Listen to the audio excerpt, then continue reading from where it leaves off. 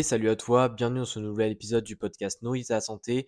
Et aujourd'hui, on va parler de 3 astuces pour prévenir les problèmes de digestion lorsque tu manges une alimentation qui est végane. Puisque évidemment, manger vegan, ça veut dire manger que des aliments d'origine végétale. Et ça peut vite amener à des problèmes de digestion. Et c'est pour ça que j'avais envie d'en parler aujourd'hui pour justement éviter que tu aies trop de problèmes de digestion avec ton alimentation. Le premier conseil, on va démarrer tout de suite, c'est de faire les choses progressivement. Et là, je parle surtout aux personnes qui souhaitent plutôt devenir vegan, ou du moins qui le sont depuis très peu de temps. Puisque quand on veut devenir vegan, quand on veut suivre une certaine alimentation, on va dire, on a tendance à vouloir tout faire d'un coup et du jour au lendemain à de passer de tout au rien, on va dire. Et dans le cas d'une alimentation végane, passer du tout ou rien, eh bien, ça veut dire du jour au lendemain enlever toutes les sources animales et manger que des sources végétales. Sauf que il faut comprendre que, et ça, les études le montrent très bien, entre les personnes véganes et les personnes omnivores, au niveau des fibres par exemple, il y a une énorme différence d'apport. C'est-à-dire que certains véganes peuvent carrément consommer plus de 40 grammes, voire 50 grammes de fibres par jour, alors que pour les omnivores, atteindre les 25-30 grammes, ça reste assez rare. Enfin, pas rare forcément, mais c'est pas la majorité des gens. Donc en fait, il faut comprendre que les véganes peuvent manger facilement 2 fois plus de fibres qu'une personne qui est omnivore. Donc si tu passes d'une alimentation, imaginons, omnivore à une alimentation végane, eh bien, ça veut, entre guillemets, dire que du jour au lendemain, potentiellement, tu vas doubler ton apport en fibres. Sauf que cet apport en fibres qui est doublé, tu n'as jamais été habitué à ça. Et juste ce point-là peut faire que tu auras des problèmes de digestion.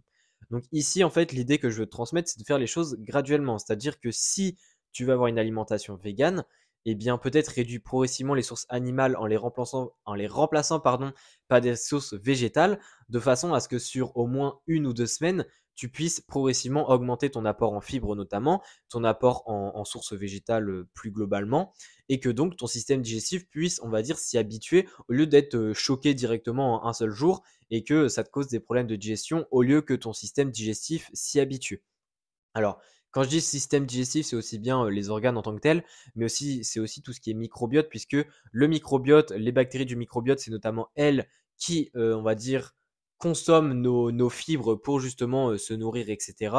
Et donc, le fait de leur apporter une énorme quantité de fibres d'un coup, forcément, il va y avoir beaucoup de fermentation dans le côlon, etc. Et c'est ça, en fait, qui mène à des problèmes de digestion.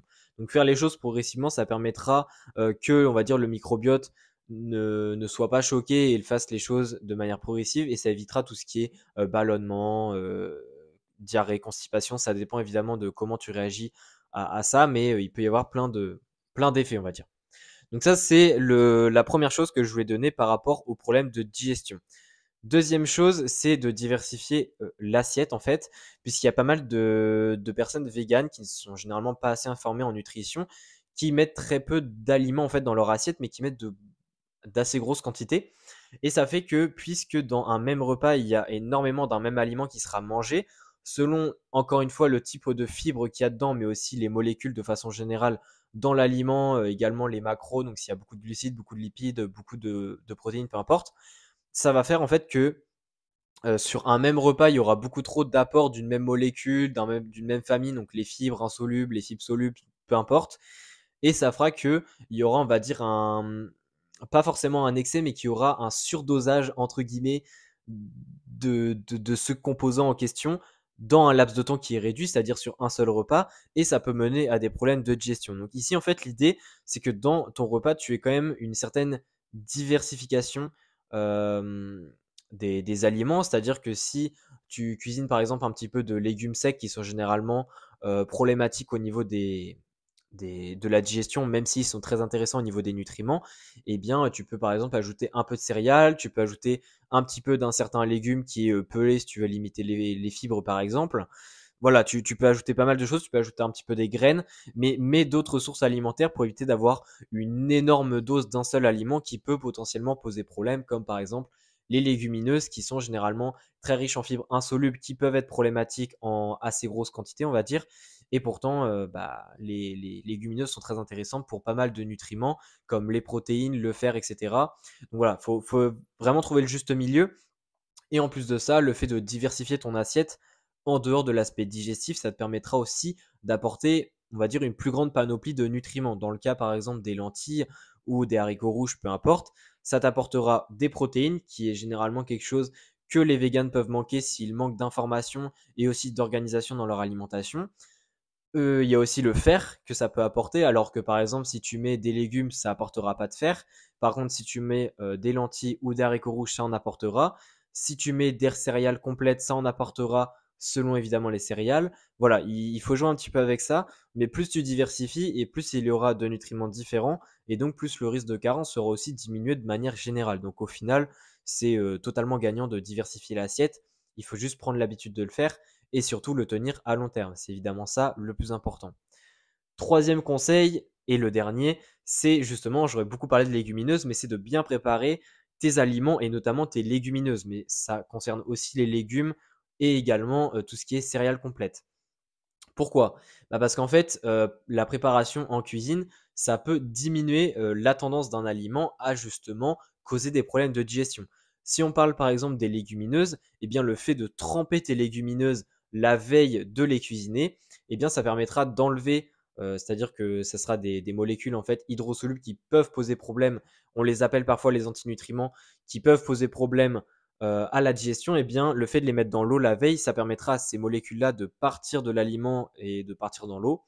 Et donc, le fait d'avoir diminué la quantité d'antinutriments dans les légumineuses, eh bien, ça évitera un petit peu plus les problèmes de digestion, puisque, imaginons, tu cuisines la même quantité de légumineuses de d'habitude, mais cette fois-ci, tu les as trempées et on va dire que ça a enlevé la moitié des antinutriments, eh bien, pour dire un peu grossièrement, tu as 2 fois moins de chances d'avoir des problèmes de digestion. Donc voilà un petit peu. Mais il n'y a pas que les légumineuses et il n'y a pas que aussi le trempage. C'est-à-dire que pour les légumineuses, il y a aussi la cuisson. Plus tu cuis un aliment et plus les fibres vont diminuer. Et dans ce cas-ci, ça peut être intéressant pour les véganes puisque c'est rare qu'on dise que les véganes manquent de fibres, hein. Pour le coup, il n'y a pas de problème là-dessus au niveau des quantités. Mais c'est plutôt faire attention à ne pas manger trop de fibres et donc cuire correctement les aliments et cuire suffisamment les aliments peut être intéressant pour diminuer les fibres et donc la tendance à avoir des problèmes de digestion liés à ça. Deuxième conseil aussi au niveau de ce point-là, c'est pour tout ce qui est légumes. Les légumes, c'est pareil au niveau de la cuisson, ne pas hésiter à les cuire plutôt qu'à les manger crus, parce que manger cru, généralement, ça apporte plus de problèmes de digestion que manger un légume cuit. On peut également peler les légumes, c'est-à-dire qu'au lieu, par exemple, de laisser la peau, je sais pas, des courgettes, eh bien, dans ta ratatouille, eh bien, tu peux essayer de la peler et de ne pas en mettre, puisque les peaux des légumes, c'est ce qui contient les fibres insolubles, et les fibres insolubles, de manière générale, posent plus vite problème que les fibres solubles. Donc ça peut être aussi en plus de la cuisson, ça peut être aussi intéressant de peler les légumes selon ce que tu prépares. Et enfin, au niveau des céréales complètes, c'est pareil. Bien faire attention à la cuisson, puisque la cuisson peut aussi diminuer certains antinutriments selon les céréales complètes qui sont consommées. Et là aussi, ça peut être intéressant si, s'il y a beaucoup de fibres dans le repas de base, eh bien le fait d'essayer de jouer un peu là-dessus, ça peut aussi aider. Encore une fois, au niveau des fibres, au niveau de la digestion aussi de manière générale, c'est un effet cumulé, c'est-à-dire que si tu mets des petites astuces à droite à gauche, eh bien toutes les astuces ensemble vont faire une grande différence et c'est ça qui nous intéresse à long terme. Donc j'espère en tout cas que cet épisode t'aura plu, que ça t'aura donné pas mal d'astuces, on va dire, pour éviter ces problèmes de digestion. Alors évidemment, je parle aux véganes, mais je parle aussi aux végétariens et même aux omnivores, c'est-à-dire que euh, tout le monde est concerné par les problèmes de digestion. Et pour le coup, tout ce qui est diversifier l'assiette, ça concerne aussi les autres alimentations. Pour tout ce qui est légumineuses, mieux les cuisiner, etc., ça concerne aussi les omnivores et les végétariens. Et pour tout ce qui est faire graduellement les choses, eh bien, ça concerne pas que l'alimentation végane, hein, c'est aussi pour tout de manière générale. Généralement, faire du tout ou rien du jour au lendemain, c'est pas la bonne solution, je dis bien généralement. Et souvent, le faire progressivement, petit à petit, c'est beaucoup plus intéressant pour faire les choses correctement et sur la durée. Donc, c'est aussi un bon rappel à avoir. En tout cas, si l'épisode t'a plu, n'hésite pas à laisser une note sur le podcast. N'hésite pas à laisser un commentaire si tu es sur Spotify ou peu importe. Ça me fait toujours plaisir de lire vos retours et notamment tes retours si tu en as déjà mis. Et sinon, on se dit à la prochaine pour un nouvel épisode. Allez, ciao!